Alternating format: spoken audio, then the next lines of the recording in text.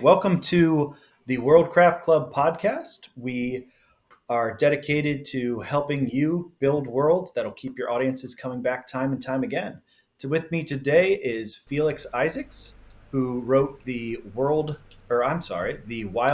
RPG, and we're gonna talk to him about that. So, hello, Felix. Wow, yeah, okay. Hello, You can call me Felix. Isaacs if you want. It's very school-wise. Isaacs! But I'm fine with that, if that's what you're going to go.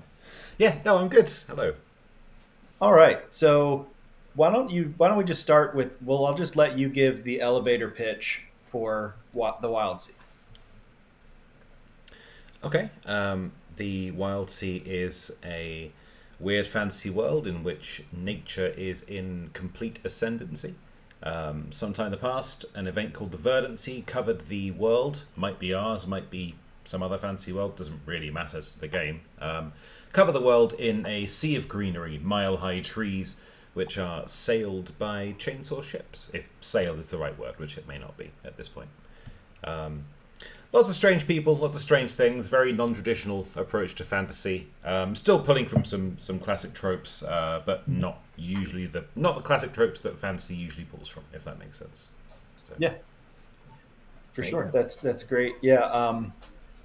Yeah. I really, I've at this point got two sessions of Wild Sea under my belt. Played a game with some of the other folks on the Worldcraft Club server on Discord, and we had a great time. It's a really fun world. I think. Why don't you describe these ships that are sailing on the trees? Because I mean that's what grabbed me about the setting. So Yeah, chainsaw ships does seem to be the kind of the through line for a lot of people into the world, which I'm absolutely fine with. The trees of the Wild Sea are constantly growing. If you cut a massive chunk out of them, it'll be back in 5 minutes, 10 minutes, an hour, a day tops. It really is a world in which nature's won. So chainsaw ships, while they sound pretty brutal, they aren't going to do anything to harm the forest, even vaguely more than temporarily. Which means that it's really it's just an excuse to make really big, cool, weird, noisy machines. And some people do the whole, even knowing that about the world, some people think, well, chainsaw ships are I mean, that's a bit of a red line for me, ecologically speaking, environmentally speaking.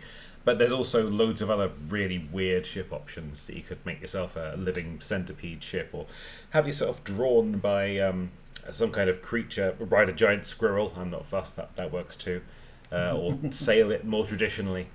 Yeah, there's a lot of different ship options, but chainsaw ships are the go-to just for the kind of coolness factor. yeah, yeah, and I really enjoyed the section, the ship building section. I think um, in some ways it's a microcosm for the whole game in that it is simple but very flavorful and very flexible.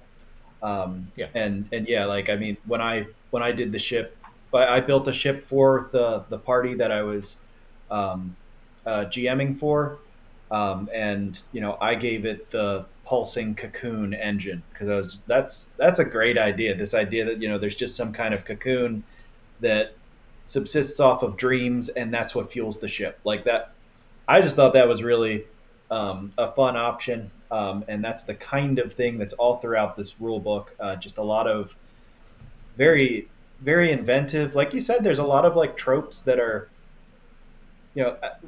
we're all working with the same raw material, right? As Yeah. creators, but you've put stuff together in a way that I had never seen before, and I just read like the line about chainsaw driven ships and like fungoid sailors, and I was like, yeah, I'm in. Like that sounds amazing.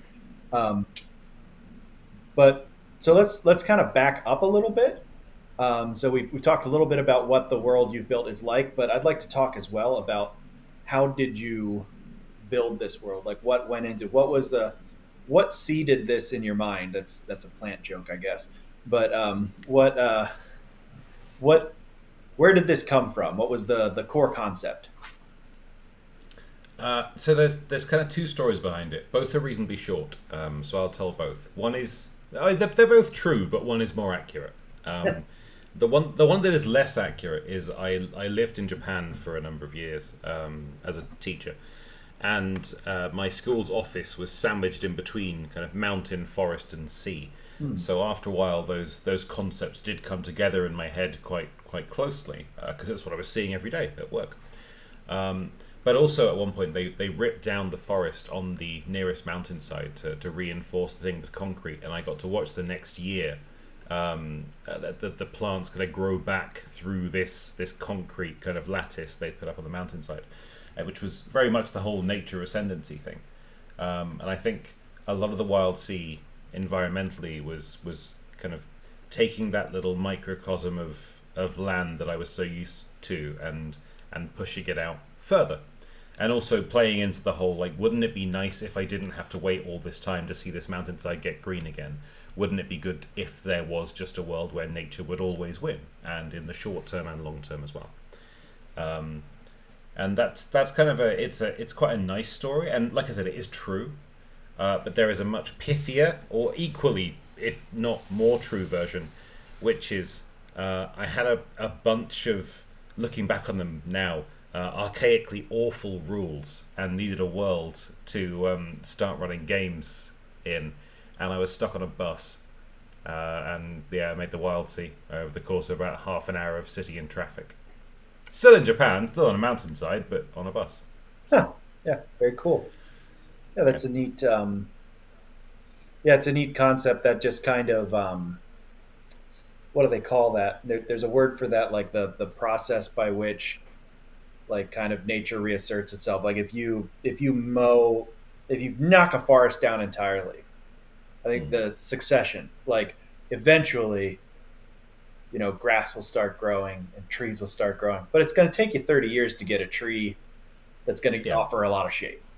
Um, but yeah, we like one of the things that I think we'd done an episode on and definitely talked about a good bit within the club context was like kind of the difference between like what we termed a brown apocalypse, like a Mad Max classic style apocalypse, and a green apocalypse, which would be mm, something a little more like Last of Us, where yeah, nature takes back over. So there's trees and growth everywhere. The environment hasn't been destroyed, just humanity.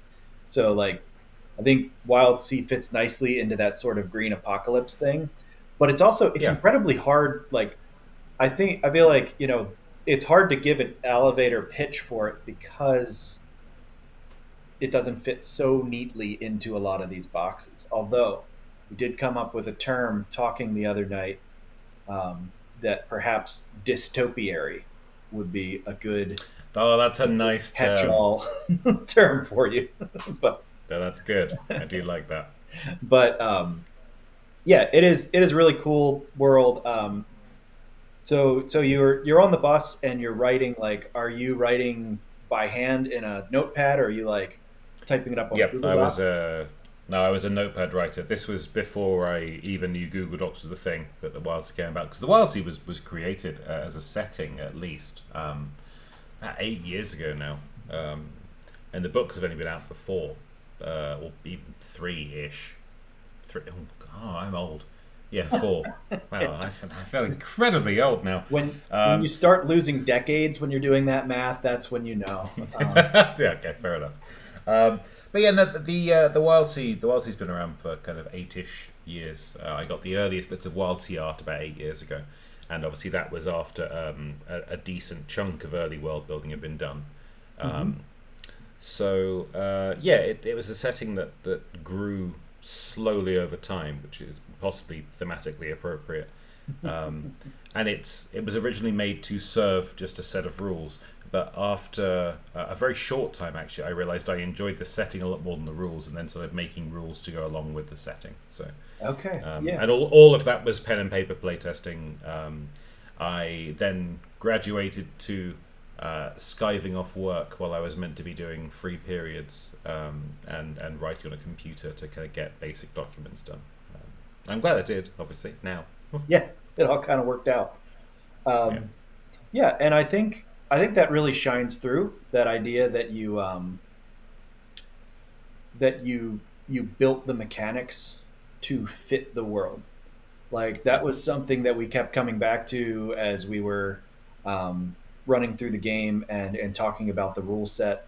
Is like one of my first one of an early critique I had was that the skills are weirdly specific and have a lot of overlap yeah, at first glance, but after playing it, I kind of realized, okay, like there are skills that seem similar, but they're for doing particular things in this particular setting. So you've got one skill that lets you walk on the treetops and another skill that lets you like scale ropes and on a ship and things like that. yeah. Those are two different skills. In a lot of games, they would just fall under acrobatics.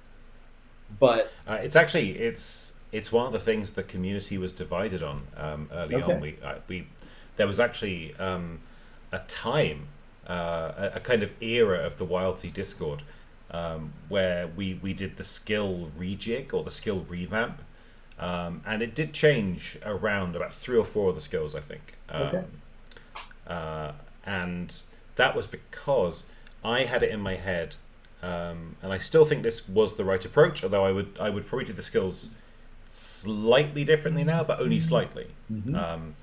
I had it in my head that for a lot of the skills there should be a kind of ship side and nature side of them, Okay, a kind of duality of most skills. So wave walk and climb, or yeah, or vault in the end, as it ended up.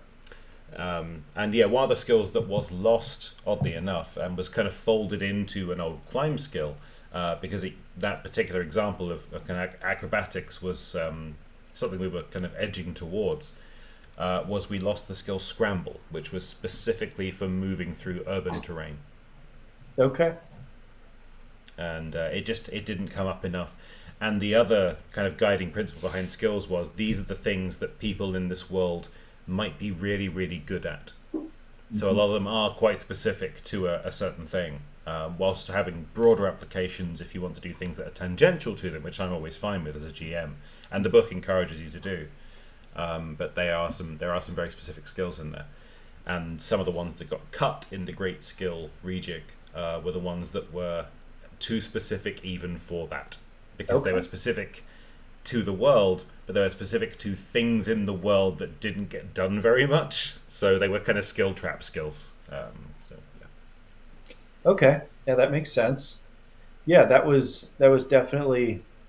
I think that brings up another thing that came up is that the crew I was playing with, they've all GM'd for years, so pretty experienced RPG players, and that was one thing we kind of came away with is like I don't know that I would want to use this as a introductory RPG to someone who doesn't play them, Hmm. only because it requires a certain level of like good faith and buy-in Oh yeah, 100%. and understanding, right? So if you're just in there to if you're going to try and play the game to power game, you're going to struggle.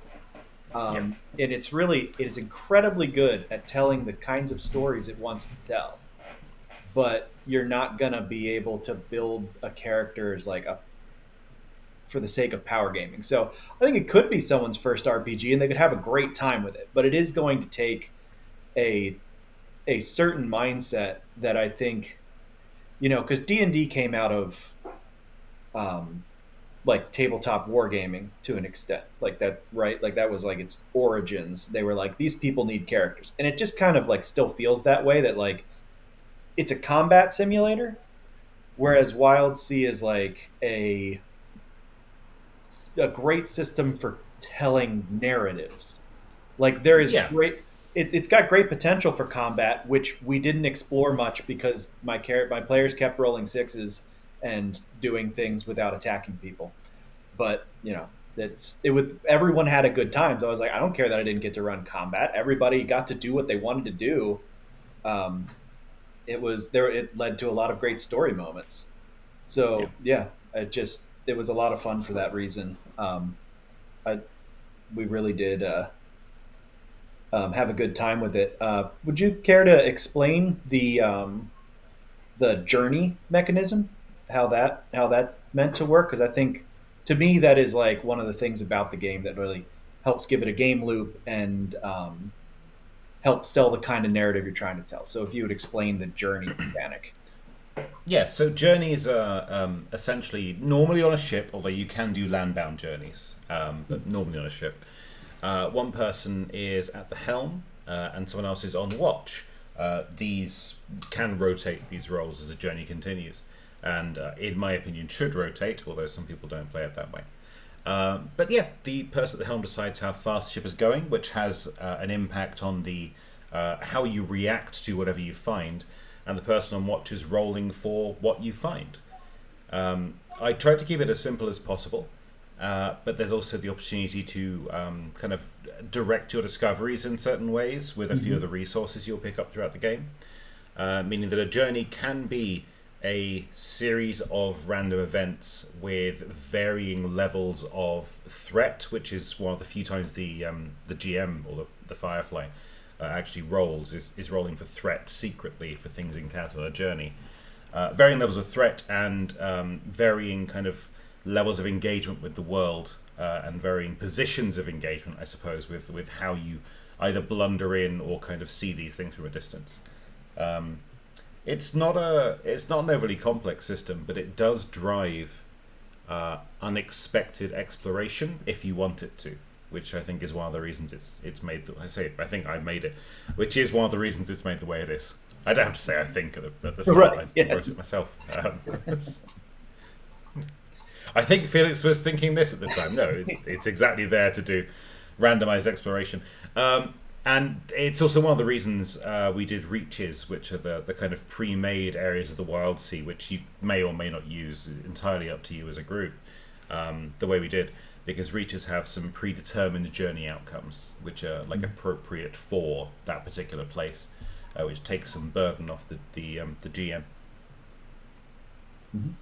Yeah, we utilized both the discovery mechanism and the random rolling. And discovery was just a great way to kind of put some things in players' hands, and let them kind of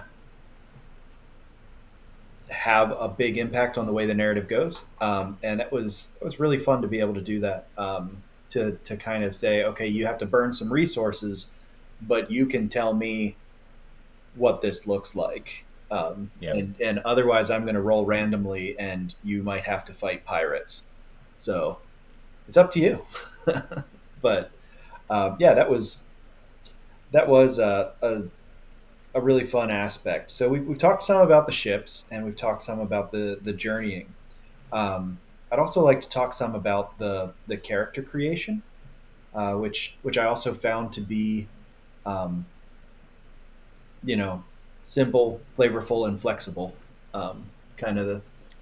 I would say flexible is definitely the word. Yeah, for sure. So, like, do you have some favorite bloodlines which is your word in there for race or species? Did you have a particular bloodline or two that were like favorites of yours? Yeah, I am a hardcore cactus player. Make me a big cactus anytime, and I will be happy. Yeah.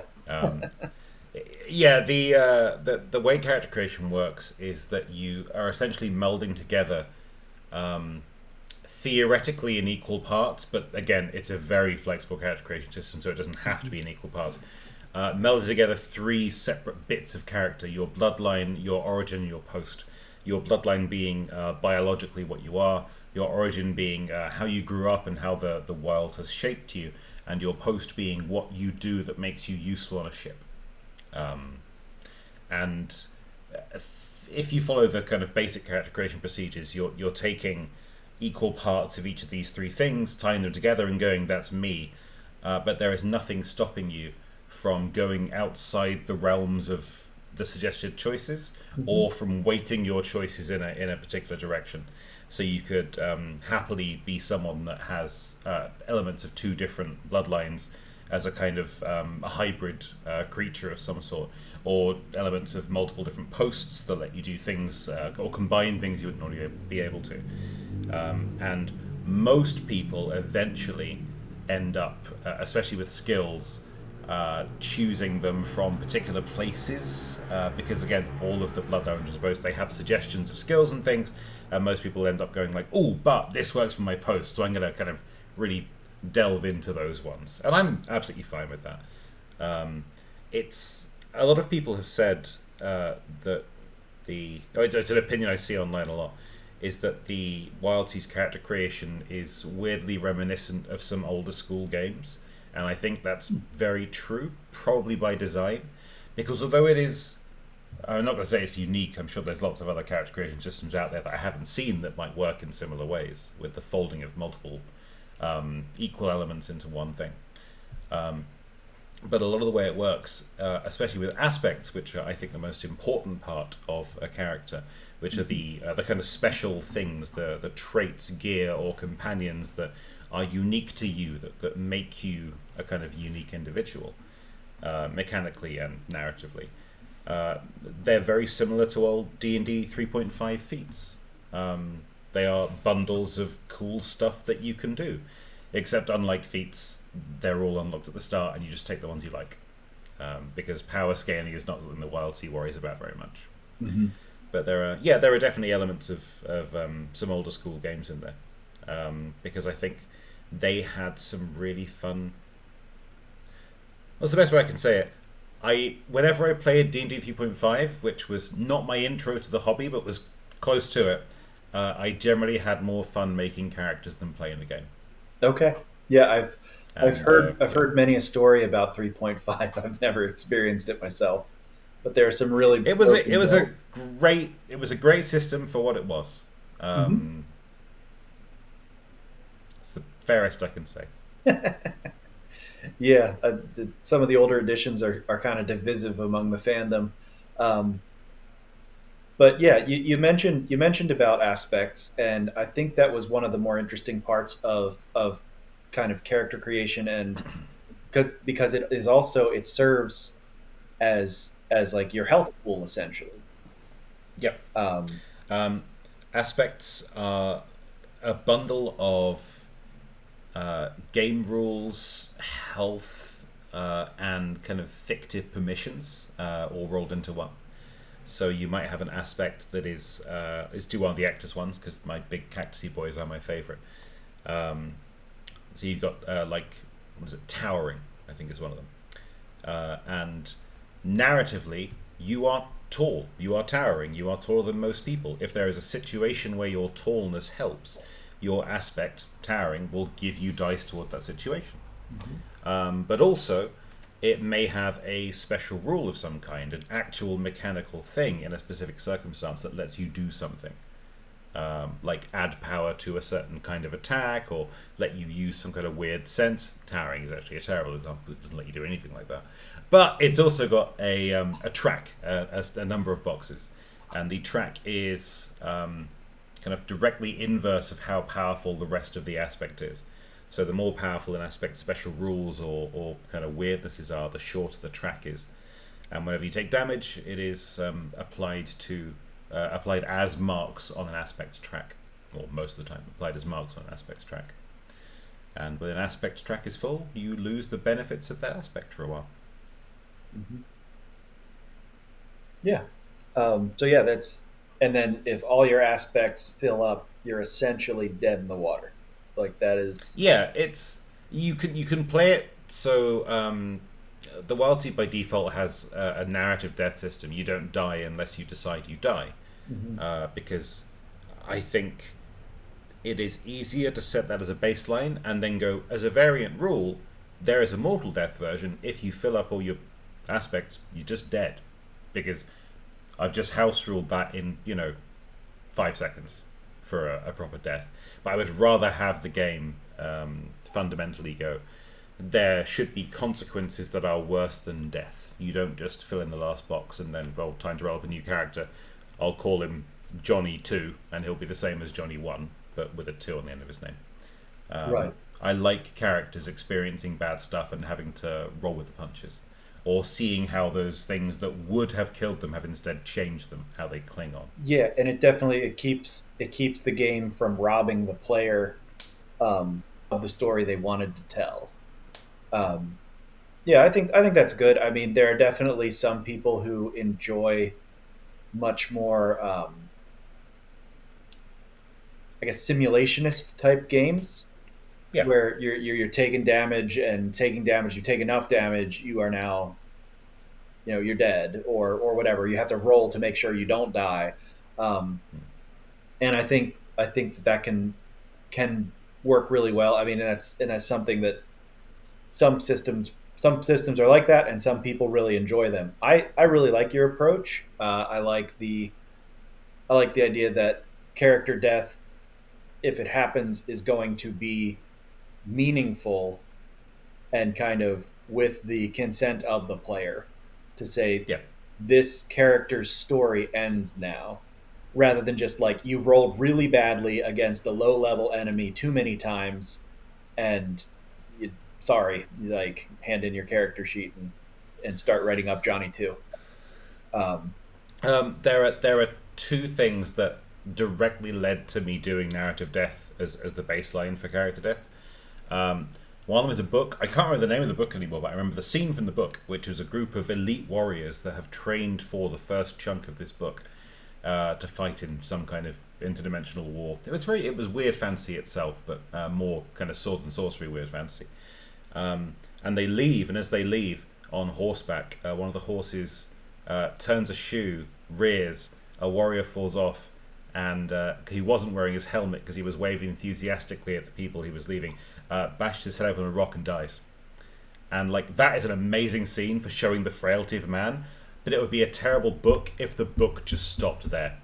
Which, if it's your character, that's what happens. right. And I've always hated that kind of thing. There should be more to that character. Doesn't mean that you can't have a character end that way, and it could be really good into your character, but only if it's expected. Not if you've got 100 blank pages after that you're like, I thought there'd be more book here. I thought there'd be more story. I was expecting more. So yeah, that's one of the reasons, and the other reason is I once in a game of 3.5, oddly enough, died very early on in a session, and then had to, for the next 2 hours of my Sunday night, watch other people have fun. While Yeah. I sat there wishing like I'd have really enjoyed that scene if I was alive. And the Wildsea just avoids that basically. Yeah. Character death, it should be climactic. It should be something important, and it should be something that you decide as part of the narrative of your character. Yeah. Yeah. Not that that means all games should work that way at all. No, There are some no. great games that do harsh death. My introduction to role playing in general was Call of Cthulhu, and characters drop like flies in that. So Right. it's not like I'm against it. Well, yeah, and that's what that's probably like in a nutshell what I really enjoy about the Wild Sea is that it knows what it's about. Like you had a vibe you were going for, Yeah. and you just made sure everything aligned with that, from mechanics to narrative, and it really shines through. So yeah, definitely. If you're making a cosmic horror Lovecraftian system, people should be frail, and nigh powerless, and characters should die. Like that makes sense. But yeah, in this much more lighthearted. Not that there's not some grimness in the Wild Sea, but much more lighthearted and fun-loving kind of high-flying adventure. You don't really want to fall off the horse and die in the second scene. Yeah, exactly. That's yeah. We tend to. I say we, it's I, but we're a team now. Mm-hmm. But the phrase I had as a kind of a touch point for the tone of the Wildsea in the books, at least, because you can play it tonally however you want, but the tone it's written in and the world is presented in is bright horror. Okay. Because horrible things will happen, but the world itself is a generally good place. Dangerous and sometimes terrifying, but the kind of dangers and terrors that you can almost always succeed when faced with in some way. Even if it's a way that marks you, it's a way that you can get by. I think brightness is something that's underused in post-apocalyptic fiction. But I think it's one of those things that I would like to see more. And so the Wildsea is that whole put into the world what you want to see type thing. Yeah, I want to see sure. more bright post-apocalyptic horror. So I made some. Yeah, that makes me want to ask if you saw. I hope I get the name of the movie right. Was it Annihilation? Yes, I did. Very Wildsea-ish. Hmm. I saw it, I think, when the Wildsea was about 2 years old, I think, was when I Okay. saw Annihilation. And I watched it and thought, like, ooh, I wish I'd seen that earlier. Because it had some great stuff in it. Yeah. Um, It very much but yeah, fits into that the aesthetics, like, because not to spoil the movie for anyone, but there are some elements that are like John Carpenter's The Thing, and mm. yet the color palette and some of the shots are downright beautiful. Just, Oh yeah, um, beautiful looking film. yeah, and I think there's some similar things in like the Wild Sea rulebook, plants that are beautiful to look at and also look like they will eat your face if you get too close. Like that's a neat vibe to go into. It's interesting. The last interview I just did, I was talking to someone who had written kind of a dark fantasy book that's set like in the cold far north, and had like an almost opposite sort of twist of Mm. um, of the dark world making people's humanity shine through in a certain way. And then, Yeah.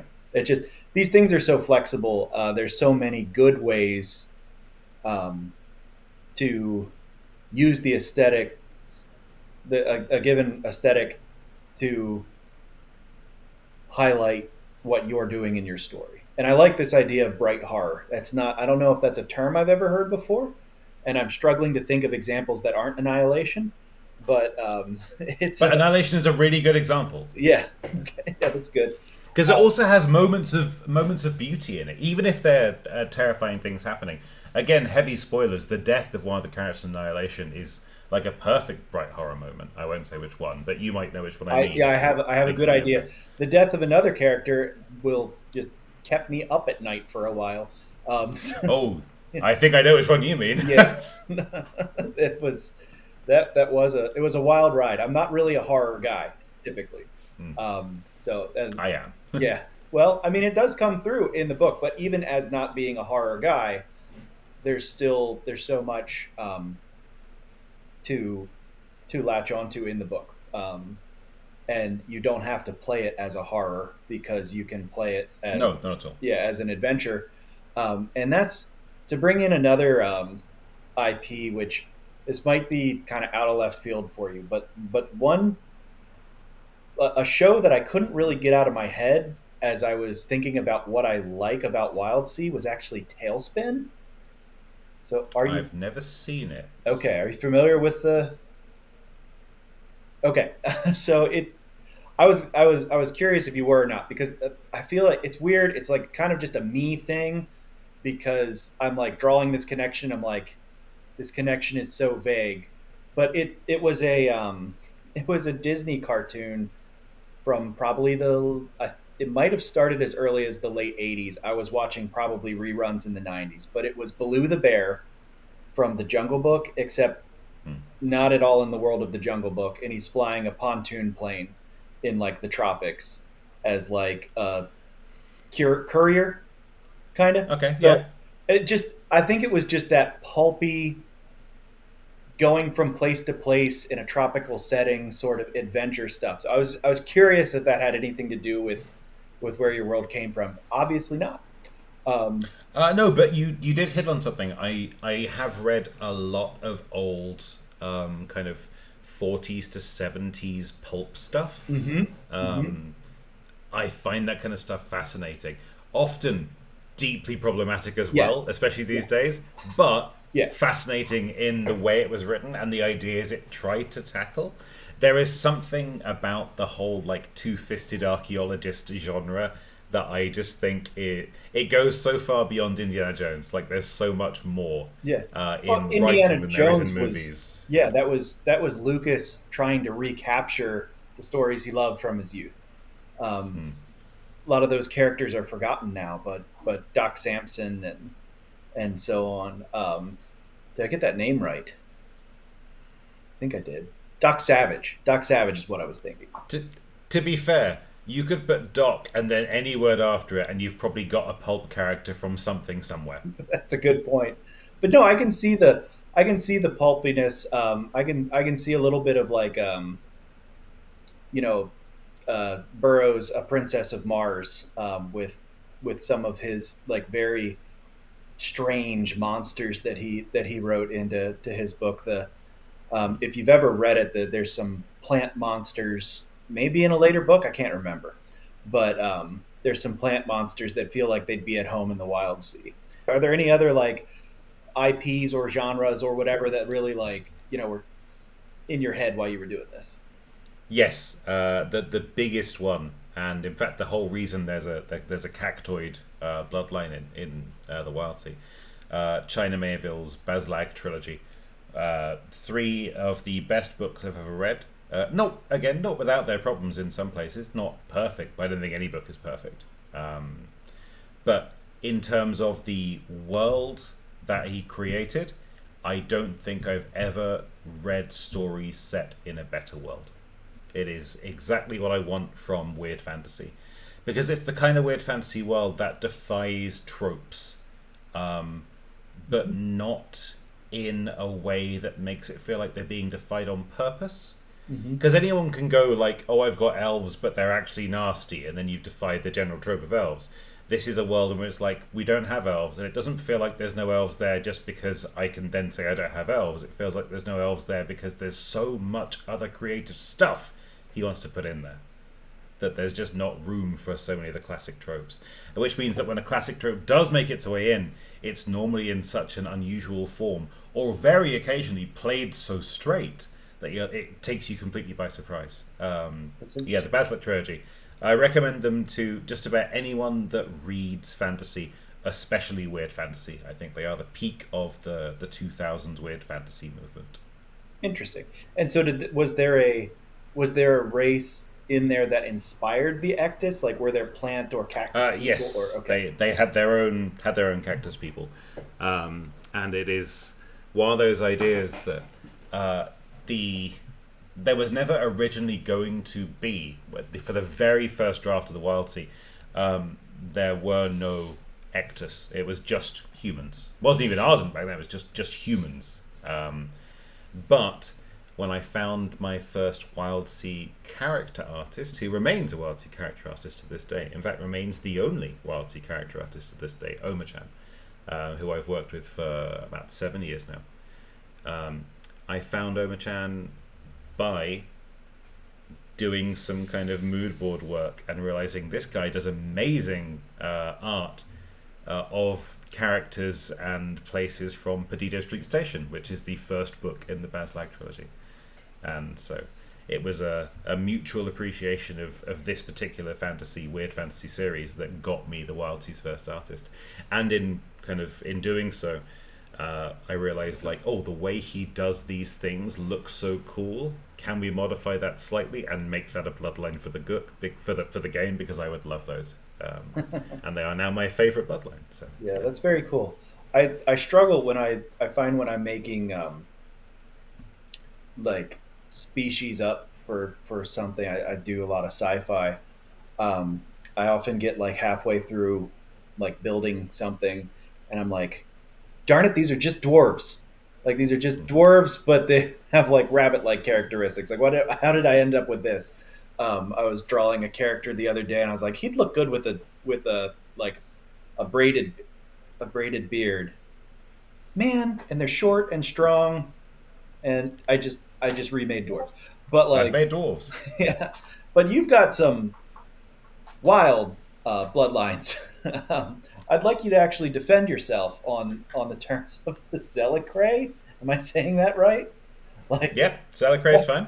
that's definitely where the horror comes in. Why don't you give us a brief overview of what that is, and then explain why you subjected us all to it? Okay, so the Zelicrae are spider hive minds wearing human-esque skins, often wearing human-esque skins anyway. They are collections of thousands of spiders working together as a vaguely human-shaped hive mind. They either make their own skins to just to fit in with the people around them, Hmm. for because it's hard to move around as a glob of spiders, or actually surprisingly easy to move around as a glob of spiders, but hard to move around in a less than unsettling way as a glob of spiders. So they make their own skins, sometimes out of kind of wax and paper and sackcloth or weird bits of armor and cobbled together stuff. And they sometimes have skins, quote unquote, donated to them through the lottery of skin, where they take the skin of a hopefully now dead member of one of the other bloodlines and just inhabit that. And in fact, there are, if you have the Wildsea book, there are at least two characters in there that look like they are one of the other bloodlines, but if you look closely, there are definitely spiders crawling on them Hmm. because they are secretly Senecray. Yeah. Okay. Yeah. So So yeah, so that and definitely. if you're arachnophobic, the best alternative is the Melicray, who are exactly like the Telecray, but they're made of bees. Okay. Okay. Yes, it's I just don't know that that's in better for while me, the but in one of the earliest Wildsea test games, we ran through kind of lines and veils. Anything you really can't deal with, and one of the players is like, "Yeah, I just can't do spiders," and one of the players at the table was just like, "I'm Telecray, so," and that's when the Melicray was invented in the next few minutes after that, because I he was like fine with that. bees, just didn't like spiders. So Yeah, and you use some kind of Greek root in there or something because that's ringing a bell. That mel for bees is yes, is ringing. like mellifluous honey, like Okay. Oh, all right, yeah. all right. Didn't realize that's what that meant, but it does. It makes sense. Okay, that's very cool. Yeah. So that's where I think that's one of the most like that's where I see that horror element definitely shining through. I read that and I was like, ew, like, but it's a cool idea. Oh, Um, they're a fan favorite. Those ones. I believe that. I believe that. Not one I play much myself. Hmm. Uh, Not because I don't like them, just because they are. How can I put this without insulting a thing I've made? They are there to be weird and extreme. And when you've made the rest of the game, you've made so much weird stuff that sometimes you want something that is more normal, which is why I normally play Ardent, who are humans essentially, or Ectus, which are, yeah, okay, they're sentient cacti, but they're still normal as far as the Wildsea goes. Right. Yeah. So, yeah. Yeah. You got a lot of. I mean, I think those are maybe some of the highlights from the races, but there are certainly a lot of others that are unique and interesting. I I could totally, despite all the kind of um, the little friendly jabs there, I would play a Telecree. Like they're a cool idea. I really like. Oh, yeah, I really like them, There's yeah. one. I believe there's one in the book that kind of has like a wide brimmed hat down low and like guns in holsters and like just a really cool aesthetic. I love a good gunslinger, and the idea of like a Oh, me too. spidery gunslinger is just really um, a lot of fun. But I think I kind of drifted towards the Gao. The is that yeah, the Gao Yeah. is the fungal race. I think that's really neat. I think fungus is something that's almost underused in fantasy and science Oh, fiction. Um, definitely. there's the That's actually the reason I did once I'd done the Ectus, who were the first kind of plant race. It was like, oh, I should probably do something that's flowery in some way, and then thought, well, why would I do that? And there was almost a root based one, but I avoided that. It might turn up in the future, who knows? But I went with the Gao as a kind of fungal humanoid thing instead, just to avoid the trope of there is a plant race, they are beautiful and are green. And Mhm. because I'd done green, and the Ectus have blossoms, so Yeah, I wanted something a bit different. yeah. I think and there's so much. The book does a good job of showing you what they can look like, and then also saying feel free to go however you want. Like Oh yeah, there's nothing like the what are they called the demon race from Dungeons and Dragons. It's totally slipping my mind. Tieflings. Tieflings. There Yeah, you go. Yes. the tieflings are like notorious for, they say, I forget what the colors are, but they give a range of colors in the book, and they're like, that's what a tiefling can be. And players are all like, no, mine's green. It's like, well, I mean, and that's fine. Like most GMs are going to be totally cool with that. Yep. But I do like just that encouragement in the book of like, look, you're here to tell your story how you want to tell it. Here's some really good fodder for, you know, getting yourself started. Go where you like. I think that's a really good way to approach it, especially with something that is so deliberately narratively driven. You really give a lot of space for players to interpret, and I Yeah. think that's good. It's one of the reasons in Storm and Root, which was the second kind of big Wildsea book, we did a section on variant appearances for the main bloodlines. And one of them was the bestial ardent, because the ardent are a human in almost all ways, just the Wildsea's version of humanity. Mm-hmm. But people complained. Complain is a strong word. People asked repeatedly, why is there no kind of mammalian style beast race? And there is an artistic reason for it, and also a personal reason for it, which is that just wasn't any space. And art wise, mammal races are hard to do without giving a certain impression of a particular type of fantasy. Like, for example, I love gnolls. I don't know why I like them so much. I just really like gnolls. Because They're just hyenas are cool as cool-looking hell. animals. They are. They're cool as hell. I think gnolls are awesome. And I would have loved something gnoll like in the Wildsea, but it's really hard to do a kind of furry style bloodline and have it fit in with the rest of the Wildsea stuff. It just doesn't seem to quite gel. But we got that said often enough that I did the Bestial Ardent, which is a presentation of the Ardent which just has bestial characteristics of whatever. So you can now kind of officially play a more mammalian style character without bending the rules yourself or bending the kind of presentation yourself. Because one of the things that I'm very hot on with the Wildsea is that just because I wrote the book and made the world doesn't mean that I made the game you're playing at your table or the world you are using. I fully encourage people to do what they want with it on their own home games. Add extra things, take things out, use what you want. I don't care. It's make your own Wildsea. Everyone's Wildsea is different. Yeah, and I think that's true of every system, no matter how hard it tries to I guess I can use the term railroad the players Yeah. and GMs. Like once it's your group at your table, you're going to do with those rules what you like, and I appreciate the way that Wildsea kind of fosters the imagination, gives you a really um, really really good evocative set of rules and a lot of lore. I really enjoyed the little bits, little fiction bits. You know, you could maybe call them flash fiction, but often maybe that's even generous. But just little in the margins, um, enough bits of story to give you some inspiration. Yeah. I thought that was really neat. No, they were fun to write as well. Yeah, Good. And they're great for reorganizing pages where you don't quite have enough of the text to fill them up. They are a godsend. Just having one column just free for like, I can write some fiction there. Oh, brilliant! This page works now. Oh, amazing.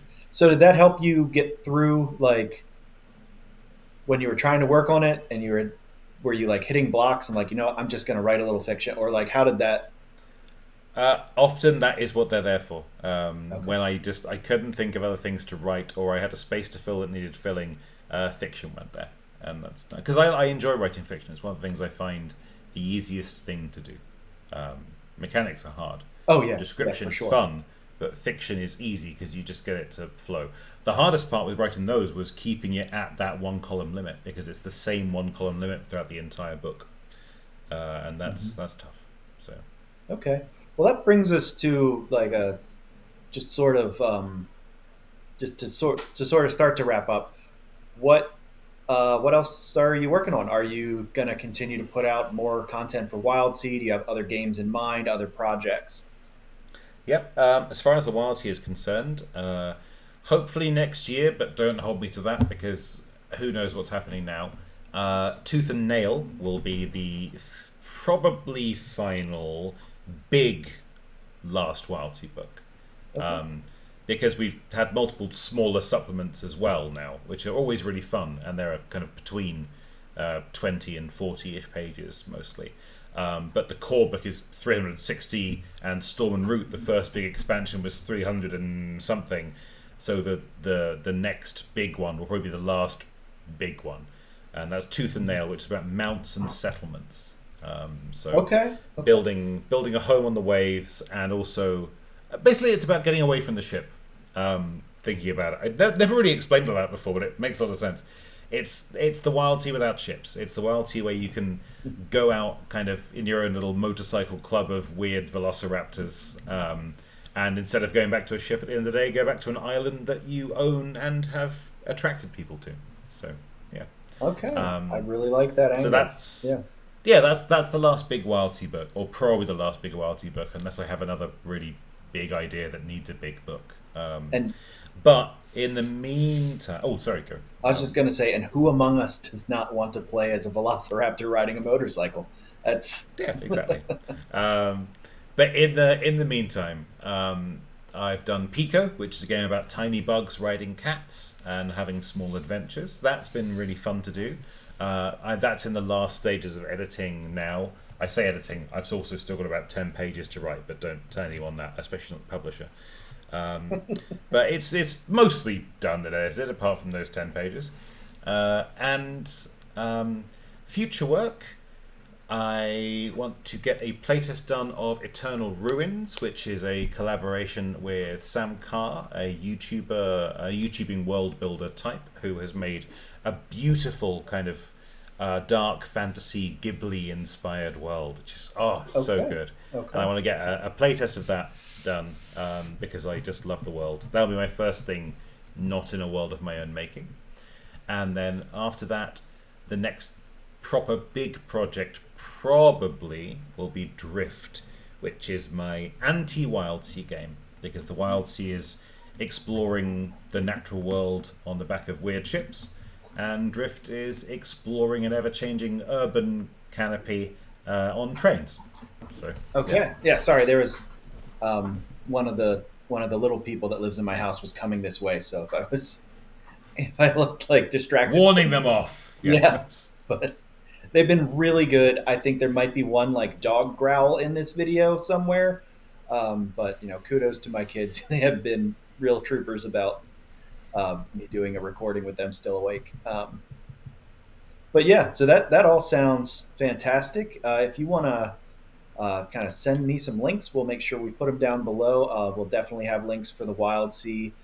There is a fantastic free rule set, quick start kind of guide that will help you through your first adventure or two. And if you are anything like me, you will love it and want to get the full book. So even if you're not like me, you still might. Maybe you like the horror angle on things. So yeah, do you have any last words here before I kind of sign us off? Yes, make cool things that you want to make. If I had told some, in fact, no, I had told people about the Wildsea, and they told me it would be incredibly niche, and it is incredibly niche, but it's also incredibly niche and is now popular enough that it pays my bills, which is a lovely position to be in, and I feel very, very lucky to be in that position. Yes, absolutely. Never thought I'd be in that position on a game that did chainsaw ships on a treetop sea. So if you have a cool niche idea, but you're thinking like, maybe it's too niche. No, too niche is awesome. Too niche is cool. Make something unique. That's That's my advice. Because every now and then I hear people who say like, Felix, what do you think of this thing? Do you think it's a bit, weird? And I go, yeah, that's awesome. Do that. So never expect to make any money off things, but expect to make something you're proud of that's cool and new and different. And who knows, you might make some money. So I was lucky. Yeah. No, that is awesome. That is a great closing bit. That is something that the Worldcraft Club can endorse 100%. So with that, thank you, Felix. Thank you to our audience, to our our fearless leaders, Seth and James, and our sound guy, AJ, or video editor guy, AJ, I should say, and all of the above. Yeah, keep building worlds. Thank you so much.